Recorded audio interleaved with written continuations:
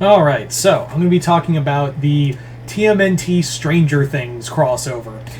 This was sent to me by my friend Chris. Chris, thank you once again for this book. Yeah.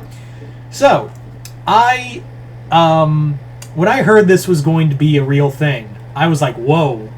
But it does kind of coincide. Well, it's kind of weird because there was a Ninja Turtles Stranger Things toy line. Same with the TMNT Street Fighter toy line. That also, but it's weird because those toys came out like a year prior, before both crossovers were announced in the same year. So yeah, those crossovers the next year, both this and the Street Fighter crossover were announced. So yeah, so this is interesting because yeah, this is like I think the second Stranger Things crossover they've done in comics. The other one was Dungeons and Dragons, and both with IDW. So as you'll see, it's the turtles we have here are all wearing red. So these are like the original Mirage Comics turtles.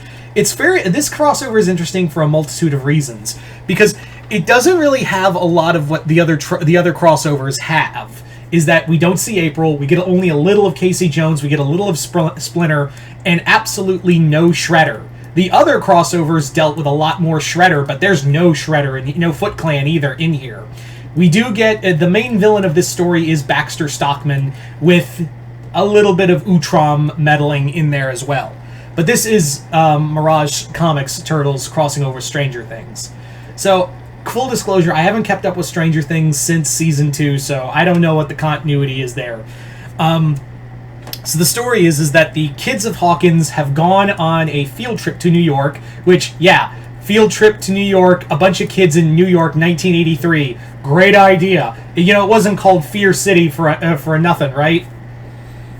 It wasn't cleaned up until it wasn't really, like, cleaned up to the New York we know until, like, I think it was, like, the late 80s. But 83? No, I wouldn't take a kid there. But, yeah.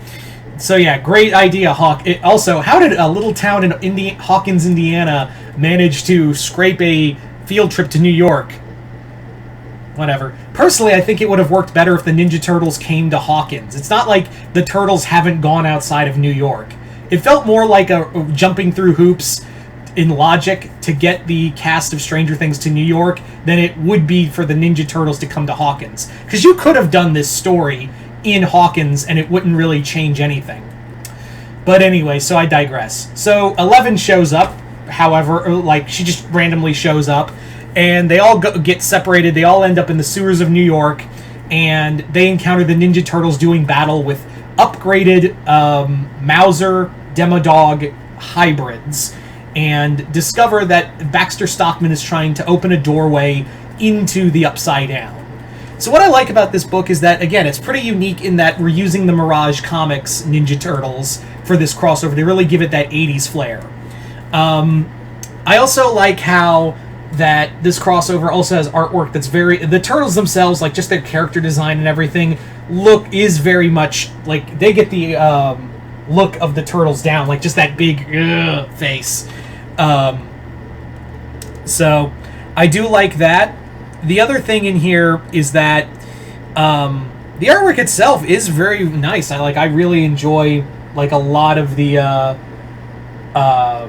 just the 2-page spreads and whatnot. I will say they do a little bit of bullshit. You know, when they're in the Upside Down, you have to like flip the book over to read the other page, which I call bullshit, guys. I really hate you know how I hate gimmicks in comics, so I don't think I need to go further on that. But anyway, so the other major thing is that I was kind of worried that the Ninja Turtles would do all the heavy lifting, and the Stranger Thing cast would just be like, "Ooh, that's fucked up."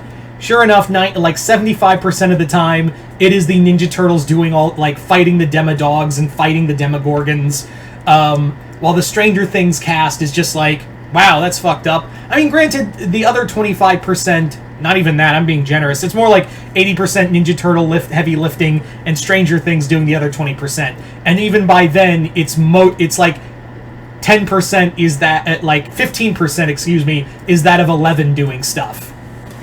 The other 5% is the other fucking kids.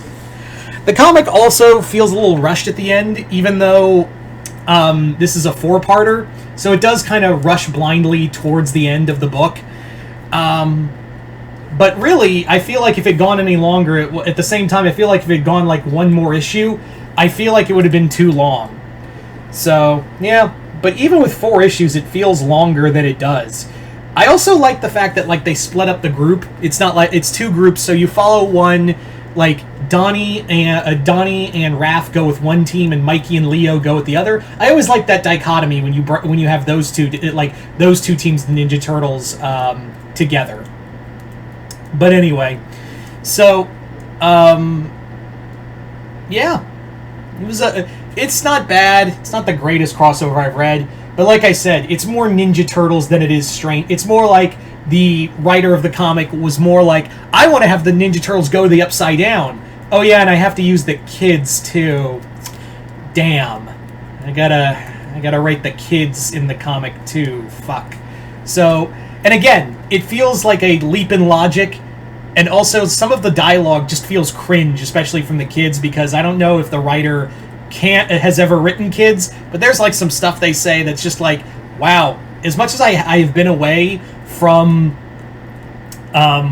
Stranger Things, I know that character wouldn't say that or be like that. I guess like it's just bare bones. Again, I feel like the writer just wanted to have the Ninja Turtles fight in the upside down, but they had to. But if they wanted to do this crossover, they had to have the kids in the comic.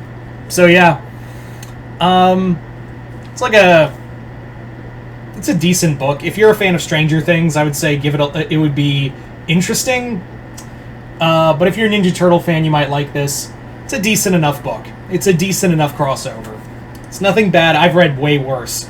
But yeah. But again, I really do feel like you could have done this plot of Stockman trying to open a doorway to the Upside Down and have him just go to Hawkins, and that would have been much better for the story rather than try to finagle, because they like show up in this like back at the school and back with the field trip group and nothing happened.